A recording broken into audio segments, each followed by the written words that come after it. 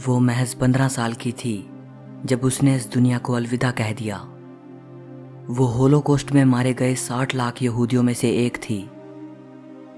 Anne Frank, जो कि एक यहूदी लड़की थी, उसने एक डायरी लिखी थी जो 20वीं सेंचुरी की सबसे महान किताबों में से एक मानी जाती है। उसकी ये डायरी नाजियों द्वारा यहूदियों पर किए गए अत्याचारों का जीता जागता सबूत है।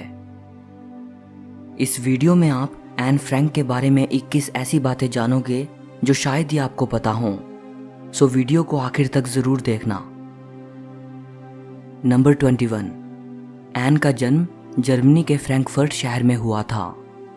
जब एन 4 साल की थी तब जर्मनी पर नाजियों का कंट्रोल हो गया। नाजी यहूदियों पर जुल्म कर रहे थे। नाजियों से बचने के लिए फ्रैंक फैमिली जर्मनी छोड़कर नेदरलैंड के एम्स्टर्डम शहर में चली गई। लेकिन इसके बाद नाजियों ने नेदरलैंड पर हमला करके वहां भी अपना कब्जा कर लिया। नेदरलैंड में मौजूद सभी यहूदी वहां फंस चुके थे।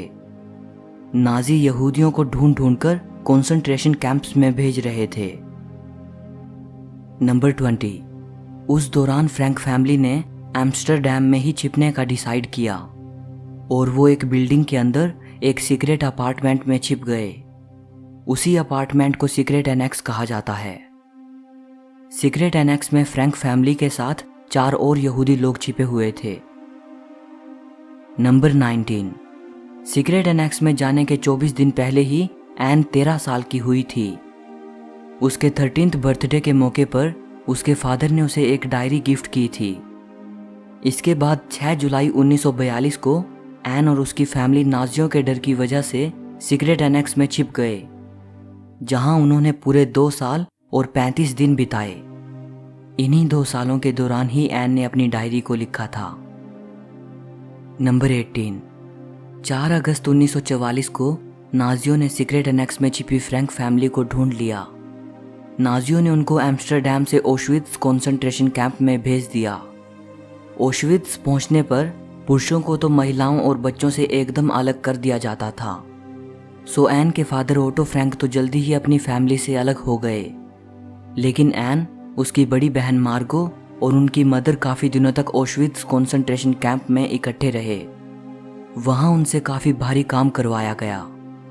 थोड़े दिनों बाद एन और मार्गो को उनकी मदर से भी अलग कर दिया गया और दोनों सिस्टर्स को बर्गन बिल्सन कंसंट्रेशन कैंप में ट्रांसफ़र कर दिया गया, जहां दोनों की डेथ हुई। नंबर 17। आज तक पता नहीं चल पाया है कि वो कौन शख्स था जिसने एन की फैमिली के साथ विश्वासघात किया था। वो शख्स जानता था कि फ्रैंक फैमिली कहाँ छिपी है। उसी ने जर्मन अथॉरिटीज़ को उनके छिपे होने की खबर दी थी। नंबर 16। वह नाजी ऑफिसर जिसने एन और उसकी फैमिली को सीक्रेट एनेक्स से अरेस्ट किया था, उसका नाम कार्ल सिल्बरबोर था। जब वर्ल्ड वॉर ख़त्म हो गया और एन की डायरी पब्लिश हो गई, तब बाद में कार्ल ने यह एडमिट किया था कि उसने भी एन की बुक खरीदी थी, इस आशा के साथ कि शायद उसका नाम भी एन ने अपनी डायरी में कहीं थोड़ा बहुत मेंशन किया हो। कार्ल को मायूस होना पड़ा। नंबर 15। जब कार्ल ने सीक्रेट एनेक्स पर रेड की, तब उसने फ्रैंक फैमिली का सारा कीमती सामान और पैसे वगैरह को जब्त कर लिया, लेकिन कुछ पेपर्स और नोटबुक्स वगैरह को गैर ज़रूरी समझते हुए ज़मीन पर फेंक दिया। उसमें एन की डायरी भी थी। बाद में जब एन की डायरी पब्लिश हुई तो एक रिपोर्टर ने कार्ल से पूछा कि क्या आपने एन की बुक पढ़ी है? तो कार्ल ने जवाब दिया, हाँ, मैंने हफ्ता भर पहले ही उसे ख़रीदा था। फिर रिपोर्टर ने कहा कि आप उसे पढ़ने वाले पहले व्यक्ति बन सकते थे। इस पर कार्ल ने हंसते हुए जवाब दिया, काश मुझे उस डायरी को फ्लोर से उठा लेना चाहिए था। नंबर 14। जब शुरुआत में एन की डायरी पब्लिश हुई तो हज़ारों लोग नेदरलैंड में उन सीक्रेट रूम्स को देखने जाने लगे जहां एन और उसकी फैमिली ने छिपकर अपने दिन बिताए थे। 1960 में उस पूरी बिल्डिंग को एक म्यूजियम के रूप में बदल दिया गया। अब उसे एन फ्रैंक हाउस कहा जाता है। आज हर साल उस म्यूजियम में लाखों विजिटर्स आते हैं। नंबर 13। एन की बड़ी बहन मार्गो फ्रैंक ने भी एक डायरी लिखी थी, लेकिन उसे कभी ढूंढा नहीं जा सका। नंबर 12, वे सभी 8 लोग जो सीक्रेट एनेक्स में छिपे थे, उनमें से एन के फादर ओटो फ्रैंक ही अकेले ऐसे व्यक्ति थे जो कंसंट्रेशन कैंप से जिंदा वापस लौटे। वापस लौटने पर ओटो को यह जानकारी मिली कि उनकी वाइफ और दोनों बेटियां मर चुकी हैं। नंबर 11, मीप गीस, जो फ्रैंक फैमिली की काफ़ी करीबी दोस्त थी। जब एन फ्रैंक और उसकी फैमिली सीक्रेट एनेक्स में छिपकर रह रहे थे, तब मीप अपनी जान को जोखिम में डालकर फ्रैंक फैमिली के लिए खाना और ज़रूरत का सामान लेकर आती थी। जब नाजियों ने फ्रैंक फैमिली को अरेस्ट कर लिया, तब बाद में मीप सीक्रेट एनेक्स आई और उसने वहाँ पड़ा सारा सामान रिकवर कर लिया। उसी में एन की डायरी भी थी। जब ओटो फ्रैंक कंसंट्रेशन कैंप से वापस लौटे, तब मीप ने एन की डायरी उनको सौंप दी। ओटो के दोस्तों ने उनको कन्विंस किया कि उन्हें अपनी बेटी की डायरी पब्लिश करनी चाहिए। ओटो ने ऐसा ही किया। नंबर 10, जब तक एन की डायरी मीप के पास रही, तब तक मीप ने उस डायरी का एक शब्द भी नहीं पढ़ा था। डायरी पब्लिश होने के बाद ही मीप ने उसे पढ़ा। बाद में मीप ने बताया कि अगर मैंने वो डायरी ओटो को देने से पहले पढ़ ली होती तो मैंने उस डायरी को जला दिया होता, क्योंकि एन ने अपनी डायरी में मेरा, मेरे हस्बैंड का और उन सभी लोगों का जिक्र किया था जिन्होंने सीक्रेट एनेक्स में छिपे यहूदी लोगों की हेल्प की थी। मीप ने बताया कि इसकी वजह से नाजियों द्वारा हमें मृत्यु दंड दिया जा सकता था। नंबर 9, एन के फादर ओटो फ्रैंक ने एक बार पुरानी बातों को याद करते हुए ये बताया कि जब मीप ने मुझे वो डायरी दी थी तो शुरुआत में मेरे लिए डायरी को पढ़ना बेहद मुश्किल हो रहा था।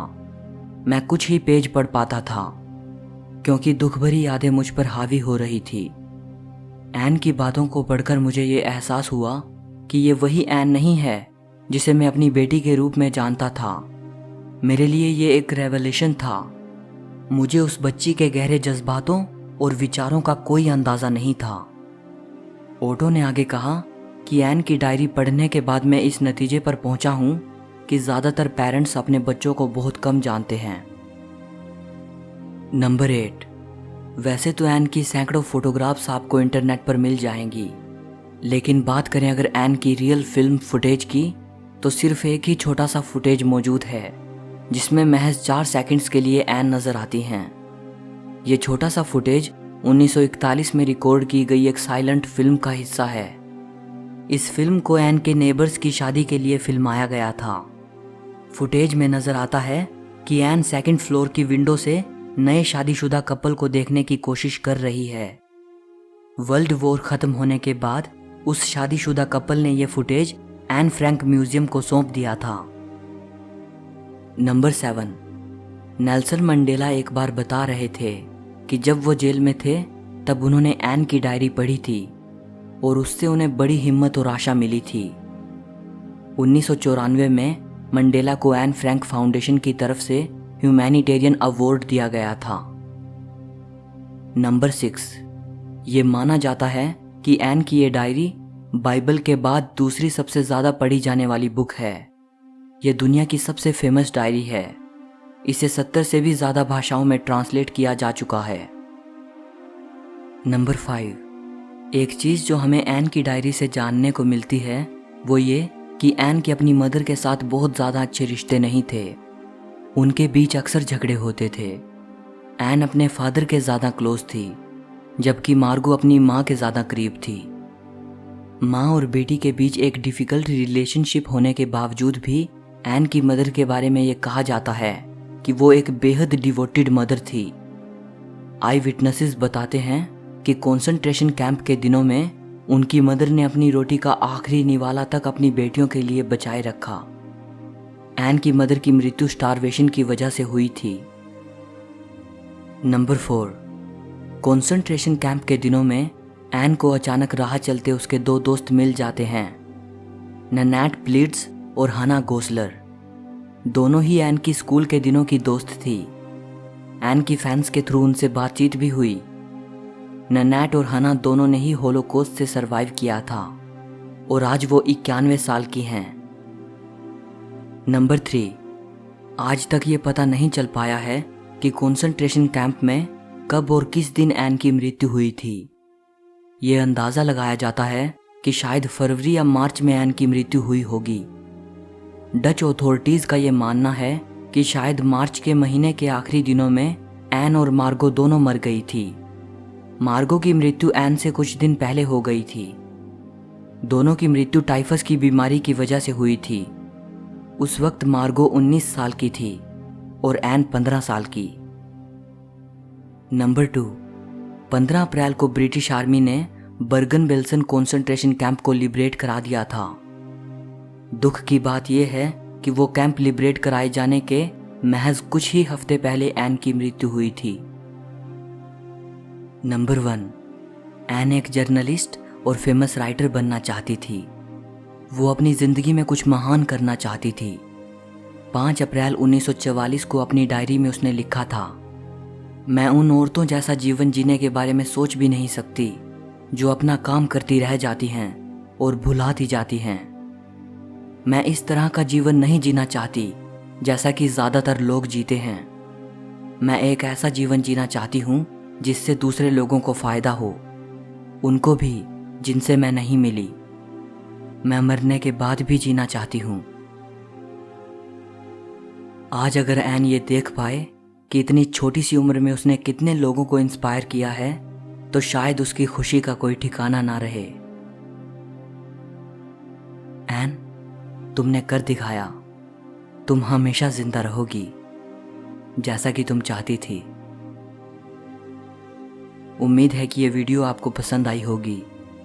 जाते जाते वीडियो को लाइक और शेयर ज़रूर करना, और ऐसी ही वीडियो देखने के लिए चैनल को सब्सक्राइब करके घंटी को दबा देना।